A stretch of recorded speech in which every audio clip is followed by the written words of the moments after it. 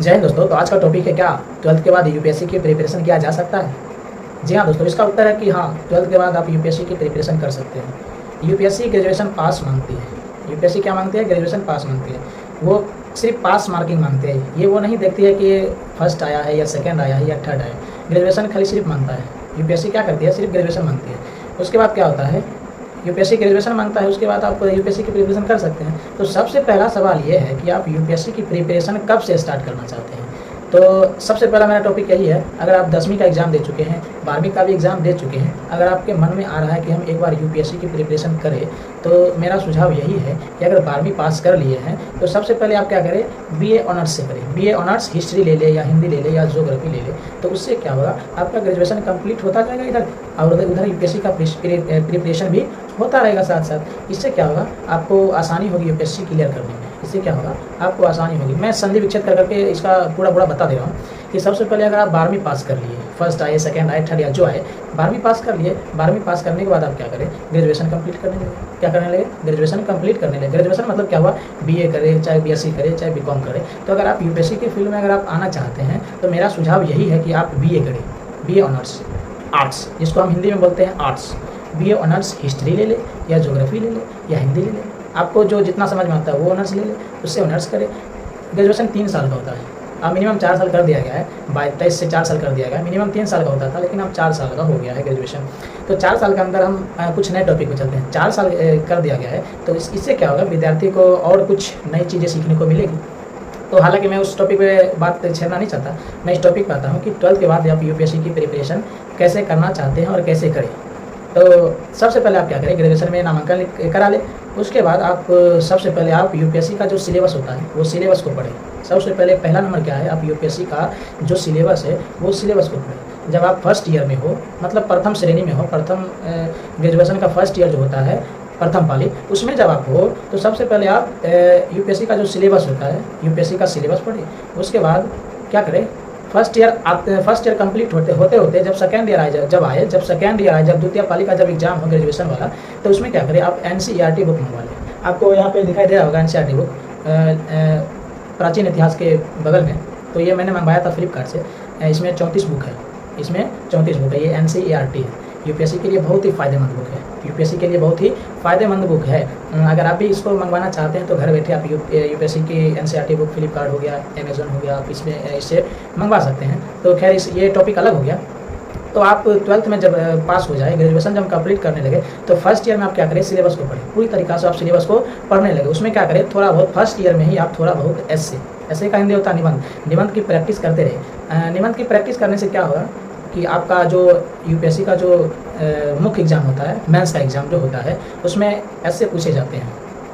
2 निबंध होते हैं ऐसे में, 2 निबंध में 2 क्वेश्चन होते हैं। उसमें 1200 शब्द, एक निबंध का 1200 शब्द लिखना होता है। तो आप अगर फर्स्ट ईयर से ही, ग्रेजुएशन का फर्स्ट ईयर से ही आप लिखना राइटिंग चालू कर दीजिएगा, तो आपका क्या होगा, हाथ का राइटिंग जो होता है स्पीड हो जाएगा। जिससे क्या हो जाएगा, आपको कुछ फ़ायदा मिलेगा।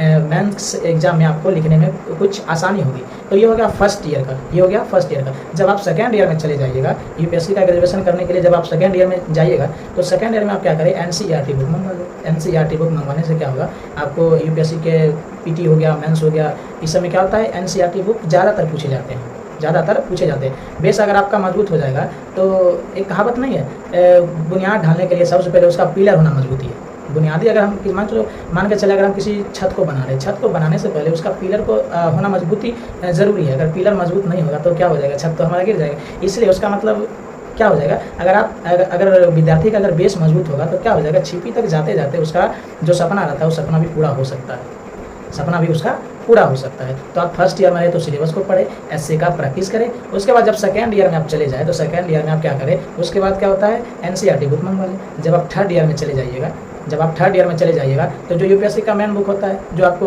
वीडियो में दिखाई दे रहा होगा, तो आप वो किताब मंगवा सकते हैं।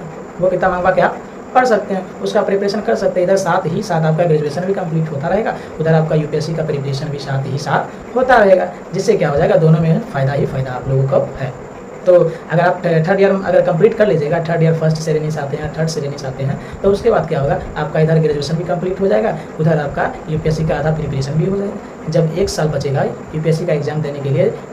हालांकि मैं आपको ये बता दूं कि यूपीएससी डिमांड करती है 21 ईयर ओल्ड, 21 साल की उम्र मिनिमम विद्यार्थी को होना चाहिए। 21 साल से कम विद्यार्थी को उसमें एग्ज़ाम देने के लिए बाध्य किया गया है। इसका मतलब है कि ये है कि आप एग्ज़ाम 21 साल से पहले नहीं दे सकते हैं। तो अगर आपका 21 साल पूरा है तो आप एग्ज़ाम दे सकते हैं। तो मेरा कहने का मतलब ये है, मेरा कहने का मकसद ये है कि आप साथ ही साथ ग्रेजुएशन भी कंप्लीट कर ले और साथ ही साथ आप यूपीएससी का प्रिपरेशन भी कर सकते हैं। अगर आप शुरू से ही ग्रेजुएशन से ही अगर आप यूपीएससी की प्रिपरेशन कर सकते हैं तो क्या 2-3 साल में क्या आप ग्रेजुएशन करने के बाद यूपीएससी की तैयारी करके क्या डीएमएसपी नहीं बन सकते हैं? जी हाँ, ज़रूर बन सकते हैं, लेकिन उसके लिए मेहनत करना ज़रूरी है। ये नहीं कि मैं एनसीईआरटी बुक मंगवा लिया, यूपीएससी की प्रिपरेशन करने के लिए चालू कर दिया, 2-4 दिन पढ़ाई किया, फिर उसके बाद पढ़ाई को छोड़ दिया। तो ऐसा करने से क्या हो जाएगा, आपका पैसा भी बर्बाद होगा, मेहनत भी बर्बाद होगा।